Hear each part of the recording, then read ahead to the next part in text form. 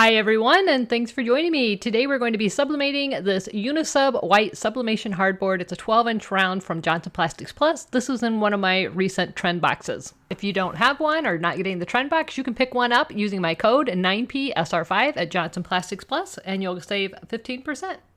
Before we get started, I forgot to film it, but there is a clear film on the top of this round substrate. So you want to make sure before you get started that you remove that film. Okay, so we have our 12-inch hardboard round. I've got some heat transfer tape. This is a tape dispenser that is made specifically for heat transfer tape. It automatically cuts it into little pieces. I will link it in the description below. It's really kind of nifty. I've got a couple short rolls on it. I've got the big roll on it. So you've got everything you need at your fingertips. I'll show you how that works in a second. We've got a lint-free cloth, some denatured alcohol to clean our substrate, and then we've got our sublimation print. This was printed on the Sawgrass SG500 printer. So this is perfect to go for sublimation transfers. You can also use Cricut infusible ink for these. So I'm just going to spray this with some denatured alcohol. If you don't have denatured alcohol, just use regular rubbing alcohol, Windex, glass cleaner, something like that. You just want to make sure that you are cleaning it with a lint-free cloth. Don't use a paper towel. You want to get any oils from your hands or lotions, any lint off of your substrate before sublimating. And it's as simple as we are going to, let me see if I can get this kind of centered on my mat. Here's my center line. I'm going to center my paper.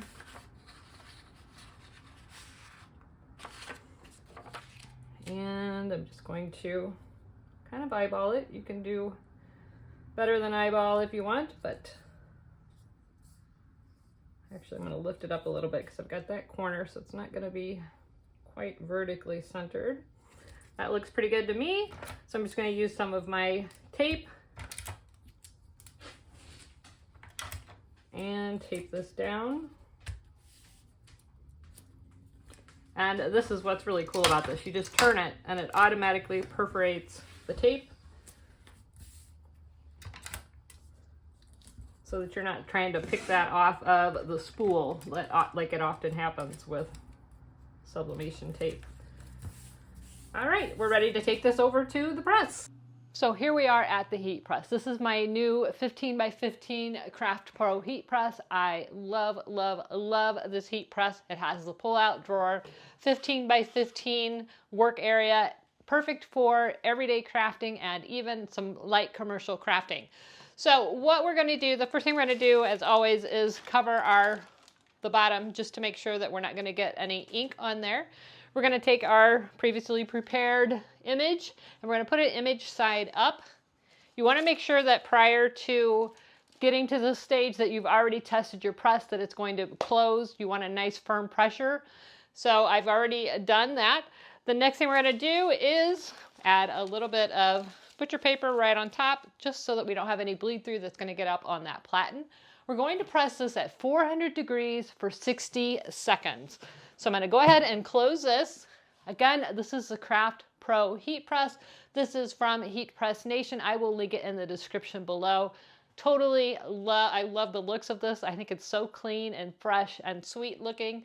And I love the size of it. It's 15 by 15. This pull-out drawer keeps you from burning your fingers trying to work underneath the platen, which is what my last one had. I really love all of my presses. They all do what they're meant to do. But right now, this one is at the top of my list. So we're going 400 degrees for 60 seconds. We're at about 385 now. Of course, it always lowers temperature when you first put it in. That's just normal. The substrate itself was not 400 degrees, so it's going to drop when that platen touches that colder or cooler substrate. So here we are, 8765. Unfortunately, I got a delivery just as the press was going off to open, so I opened it quick and then turned the camera off, answered the door, and forgot to turn it back on. But this is how it turned out. All I did was open the press and remove the transfer, and then I added a simple Velcro command strip on the back and added it to my dream box. I think it turned out really cute. It's a fun addition to the dream box and for branding. These signs could be used for just about anything that you need to make a sign for. I hope you guys enjoyed this video. You can pick up a 12-inch round with my coupon code 9PSR5. You'll save 15% at Johnson Plastics Plus. Thanks so much for watching, and as always, never stop making. See ya. Bye-bye.